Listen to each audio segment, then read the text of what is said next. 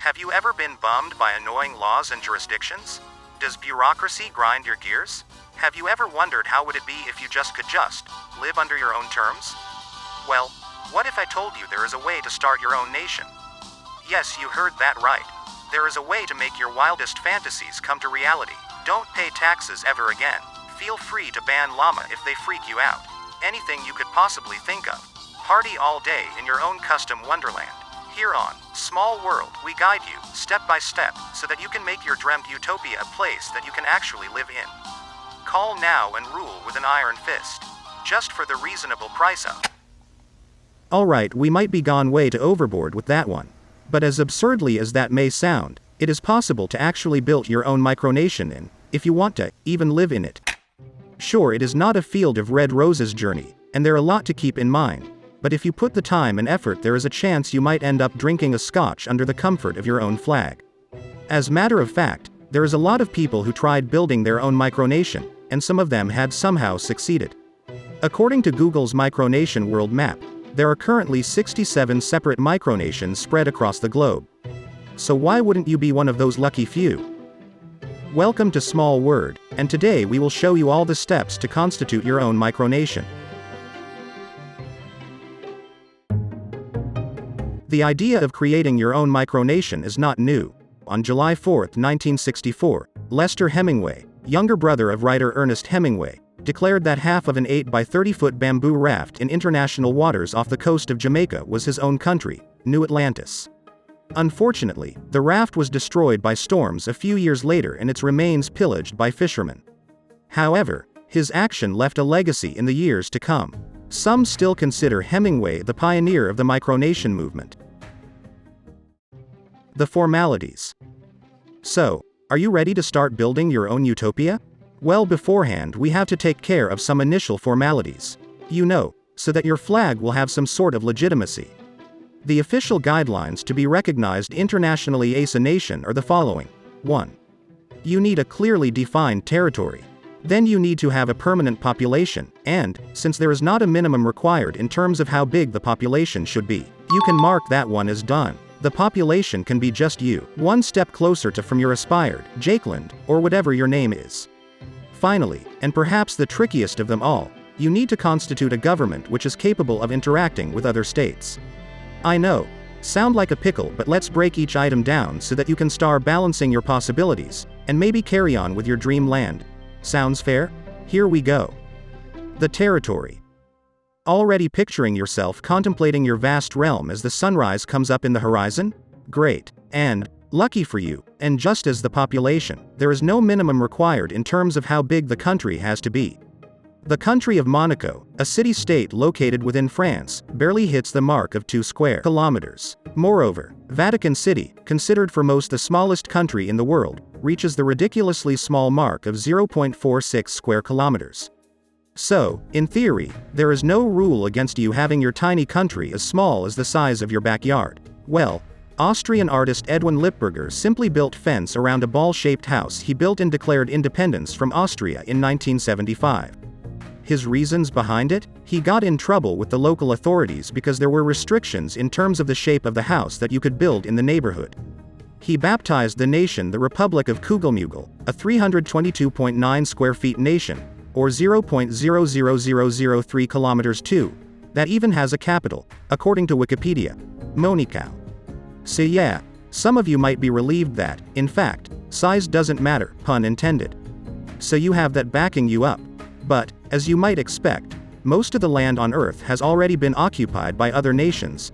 So, the big question remains, where do I start my country? Well, you have a few options.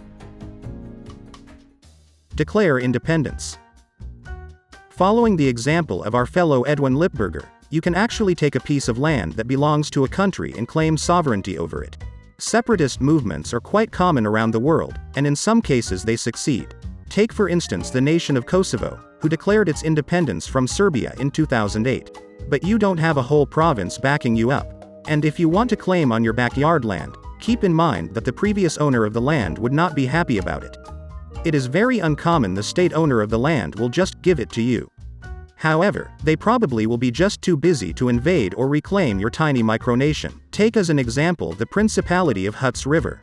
In 1970, farmer Leonard Castley was annoyed at the state government of Western Australia over restrictions on his wheat quota. His response? Declare his 29-square-mile farmland his own nation, the Principality of Hutt River, also known as the Hutt River Province. Another noticeable attempt is the Republic of Molossia, a befuddling outcome of one man's childhood project that got entirely out of hand. His Excellency, President Kevin Baugh, first dreamed up his own kingdom in 1977, and it evolved in the late 1990s into a territorial claim within the U.S. state of Nevada. The Republic has also garnered respect from other micronations, and in 2000 hosted the Intermicronational Olympic Games. However, both micronations are not formally recognized by their adjoining states. The Kingdom of Molossia has to pay property taxes on the land to Story County, the recognized local government. And the Principality of Huts River, which claims not to pay taxes to the Australian government, does donate a gift of equivalent value. Bureaucracy. What a buzzkiller, am I right? But what if you bought a piece of land from a country? That should solve the issue, right? Well, in the 1940s, a group of progressive Danish schoolteachers purchased the uninhabited island of Elor and set about forming their own separatist state. Local bird sanctuary regulations interfered with their attempt to build a castle, but the island is still beloved by locals, who descend on it for 1 week each year to celebrate traditions such as the banning of canned sardines and to play their own invented sport, cricket. However, perhaps the more successful attempt is the case of Freetown, Christiania. This self-proclaimed autonomous neighborhood of Copenhagen arose out of squatted military barracks in 1971, and became infamous in the world over for its cannabis trade until Danish authorities stopped turning a blind eye in 2004. The social experiment finally became legal after 40 turbulent years when citizens purchased the land from the Danish government in April 2011 for a sobering $13.9 million. Today, it boasts 1,000 peace-loving residents who pay rent to the community and have turned the reclaimed barracks into self-designed schools, houses and small businesses. So, if you got a few extra millions in your pocket, maybe your local government will take the deal and they will just let you keep your backyard land. But, if you are a regular hard-worker citizen like the rest of us, you might still have another option. Occupy unclaimed land. A piece of land unclaimed by neither nation is formally known as terra nullius, which in Latin means nobody's land. This principle is sometimes used in international law to justify claims that territory may be acquired by a state's occupation of it. Perfect for you, right? It may surprise you, but currently there are hundreds of thousands of square miles of terra nullius out there in the world. But don't expect most of them to be exactly pleasant. Actually, a good chunk of the Antarctic Circle is considered unclaimed territory. The conditions to live there might be quite hostile, but hey, what are a few chills compared to the joys of owning your own state? A very known case which involves the occupation of terra nullius is the Kingdom of North Sudan. In 2014, Virginia farmer Jeremiah Heaton claimed a plot of land between Sudan and Egypt, Bir Tawil, as his own country. Bir Tawil is landlocked territory in the middle of the Sahara Desert with an extension of 2,060 square kilometers, 800 square miles. Bir Tawil was created by a discrepancy between borders drawn in 1899 and 1902. One border placed Bir Tawil under the Sudan's control and the Halib Triangle under Egypt's, the other border did the reverse. Each country asserts the border that would give it the much larger Halib Triangle, to the east, which is adjacent to the Red Sea, with the side effect that Bir Tawil is unclaimed by either country. Each claims the other owns it. So what were the reasons for this Virginia farmer to occupy this vast land of nothingness? So that he could declare his 7-year-old daughter a princess. His daughter declared herself delighted. So you may have to explore the map in order to find your unclaimed wonderland. Actually, there are some territories with much nicer conditions that are currently in a gray area in terms of which state owns them. Maybe you can join to the discussion and claim it as your own. It may sound crazy, but some people already tried it. In April 2015, a Czech man named Vit Jedlica declared that an otherwise unclaimed 2.7 square mile patch of land between Serbia and Croatia was now a libertarian paradise called the Free Republic of Liberland. According to the Micronations website, the motto of Liberland is to live and let live. Because Liberland prides itself on personal and economic freedom of its people, applications were accepted for citizenship. Jedlicka told Time that within a few days of his announcement he had received 20,000 citizenship applications, although he planned to accept just 3,000 to 5,000. You can still apply online today. At the time of the announcement, the only structure in the area was a dilapidated hunter's lodge, and police in both Croatia and Serbia have since blocked access to the area. Nevertheless, President Jedlicka has spent years making international visits to garner support for his new nation. But if you think the effort is not worth it, or you are not willing to go into politics or negotiate borders, there is still one wildcard you can use. Remember that the Earth is 30% land. What about the oceans? Does the sea is split between the nations of the world? Not exactly. Each state just possesses 12 nautical miles away from the coastline that they have control over. What's beyond those 12 nautical miles? International waters. And there is no rule to prevent you from building your own country in there. At least that was what the Italian engineer Giorgio Rosa thought in 1968. The Republic of Rose Island, known officially by its Esperanto title, Insulo de la Rosage, flourished briefly after it was created on an artificial island in the Adriatic Sea by Italian architect. For a while, the platform operated its own restaurant, nightclub, and souvenir shop. Unfortunately, the Italian government saw it as a bid to draw tourist money without paying taxes, and destroyed it with explosives the following year. Has somebody else actually succeeded in building a nation in international waters? The answer is yes, but more of that on the next section. International recognition. As we discussed before, this last bit of the discussion is the trickiest of them all because most of the internationally recognized states usually do not acknowledge micronations as sovereign states. But this has not always been the case. One of the world's more successful micronations was founded in 1967 on an abandoned former World War II anti-aircraft gun platform about 7 miles off the coast of England. Former British Army Major Paddy Roy Bates originally occupied the 120 by 50-foot platform in 1966 to transmit pirate radio broadcasts, and later declared it his own nation, the Principality of Sealand. Today, Sealand continues its radio broadcasts and has also become an online data haven. Since 1999, it's been ruled by Bates' son, Prince Michael, and boasts its own chapel, prison, flag, currency, stamps, national anthem, and passports, as well as a strained relationship with Great Britain, which doesn't recognize its existence but has mostly left it alone.